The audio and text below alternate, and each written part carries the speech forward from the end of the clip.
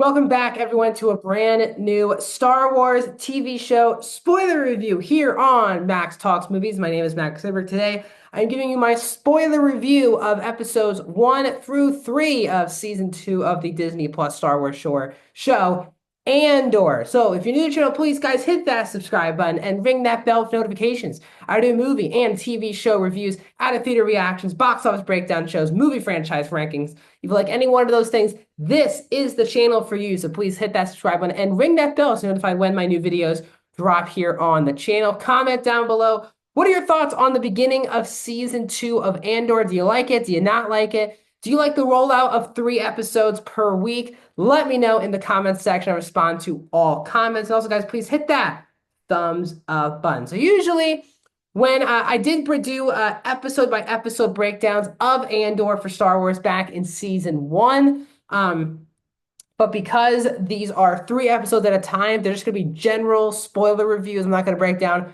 episode for episode what happened. Just give my general thoughts, spoiler wise, on these episodes. Again, for backup for information, if this is your first video or just followed me on YouTube, Star Wars is my favorite IP ever. I am addicted to all things Star Wars. If it's shows, games, clothing, toys, stuff like that, I just love Star Wars. So I've broken down basically most of the Star Wars things since 2020, which has been the thing that I've had, which is when I started this channel. So I've broken down Andor season 1. You can find that as well here on the channel.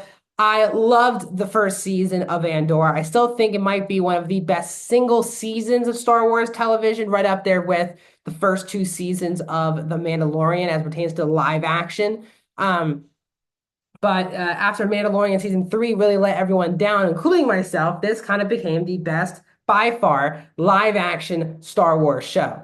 And that got me very excited for season 2 because we knew this is the last season of Andor and it was all leading up to the events of Rogue One. Now, this show is 12 episodes long. We're getting 4 weeks and 3 episodes a pop because each 3 episodes will be set a year apart from each other. So this part of the show took place in 4 BBY. Then we're going to move into 3 BBY, 2 BBY, and then a year before the events, obviously of leading into the events of Rogue One and then A New Hope. So that is where we are. I found these two to be excellent. I mean, this season 2 so far off to an excellent start. They kind of go all over the place. It pertains to we have all these characters that we love from the first season. We have Cassian kind of escape this planet out of getting out of this fighter pilot situation. You have Bix and her crew on this farmland trying to avoid inspection from the Empire. You have Mon Mothma, who is her daughter is finally getting married, and you have Luthen involved in that. And then plus you have the Cyril and Dedra subplot, which involved Krennic in the first episode of season 2. So that's kind of how they split everything up. I'll just get right into my negatives, I guess. My biggest negative with the first 3 episodes was, in my opinion, Cassian was in the by far and away the least interesting thing going on in the first 3 episodes. Now, he has an amazing opening sequence when he's trying to fly this TIE fighter out of the Empire. The problem is when he lands on this planet, which is obviously the original planet of the original Rebel base that we see in both Rebels, Rogue One, and New Hope. That whole planet and those people, the jokes, it was not for me. It wasn't bad. I just found that the fact that putting the lead character in my opinion, the least interesting subplot didn't really work for me. That's my only main negative. My other one was when Brazo dies at the end of episode 3. They're kind of cutting back and forth between Mon Mothma drunkenly dancing and that music scene with Cassian and Bix's reaction to Brazo dying. Tonally, from like a music perspective, that totally didn't really work for me. Outside of that, I loved everything else going on in the season. The intensity of the farming situation with Bix And that is a very touchy subject because Star Wars obviously has been known for to be made for kids. George Lucas has always said that. Even Dave Filoni said our primary audience is kids. We make Star Wars for kids. And this obviously is by far the most mature Star Wars content that has ever been. And this episode deals with um, sexual assault, and I'll just say the R word because YouTube usually copyright claims people who use the R word. So I'll just say the R word, and Bix, played by Arvio Jonah, who does an amazing job. She, for me, was probably the strongest performance of these first three episodes. She is dealing with a lot because obviously she got tortured towards the end of season one, and she has those memories of being tortured, and then she has this just jerk of an inspector who is trying to do something. I said the R word to Bix, and it is just a really tough couple scenes to watch, but she really plays it amazingly. And I've obviously been talking about her for years now, how great of an actress she is, and she really proved it in this episode as well. She's an amazing actress, Audrey Jonah I'm talking about, and it's a very vulnerable performance that she has to do, especially in episode three, and she does an amazing job. I love the fact that they brought back Ben Mendelsohn as Orson Krennic, who is the villain in Rogue One. He's in one scene, really, and that was in episode one. And the fact that he's the one who actually put Dedra in that meeting, and he wanted Dedra's ideas specifically for himself. He obviously this is below. He doesn't want to tell Yularen and Tarkin, who are above him in the totem pole, who are below, obviously, Sidious.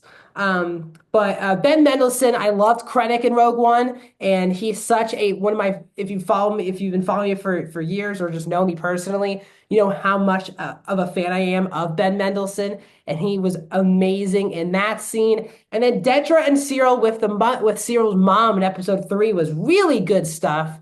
The way because Cyril's mom is just very disrespectful to Cyril, and even though these are all bad people.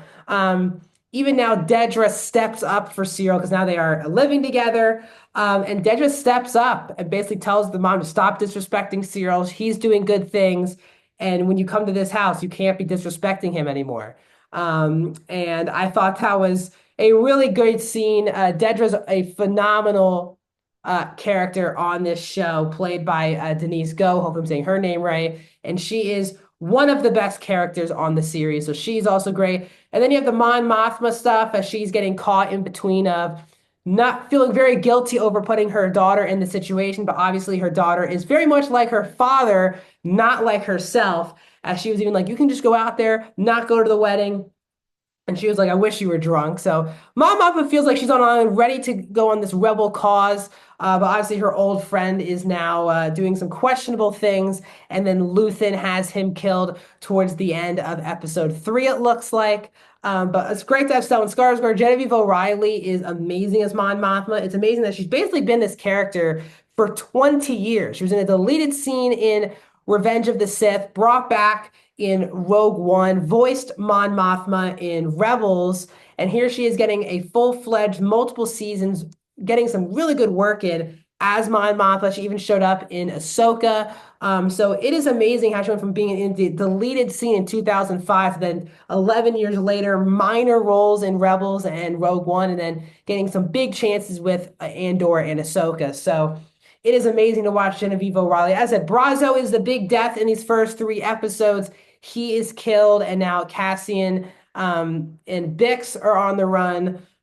So I obviously, what I love about the show too is all these sets are practical, real sets. You can feel that. There's a lot of practical puppet work as well as a lot of the creatures. It just feels more real and lived in. I think Star Wars sometimes can get really overblown with the thing they use to film The Mandalorian with. If now I forget what they call that, but they've gotten very comfortable with just regular those type of backgrounds in Star Wars. And sometimes they can pull it off, other times they can't. This entire show was pulled off by just amazing costume design, amazing score from Nicholas Britell, great production design, and the sets are just immaculate on Andor. So overall, I think we're off to a fantastic start in season two of Andor. I do wish Cassian was a little bit in a more interesting storyline. He was, as I said, into the by far the least interesting one of the major subplots, but I am excited to get us on momentum train to Rogue One. I'm going to break down again. Sorry for the very late review. If you're not familiar, I was both sick and busy with work the last 2 weeks. So I did not have time really this week to sick wise to film my Andor review on Wednesday. So back here on Wednesday, I'll have a spoiler review of episodes 4 through 6 on the channel. Subscribe, ring the bell, comment, and I'll see you guys soon.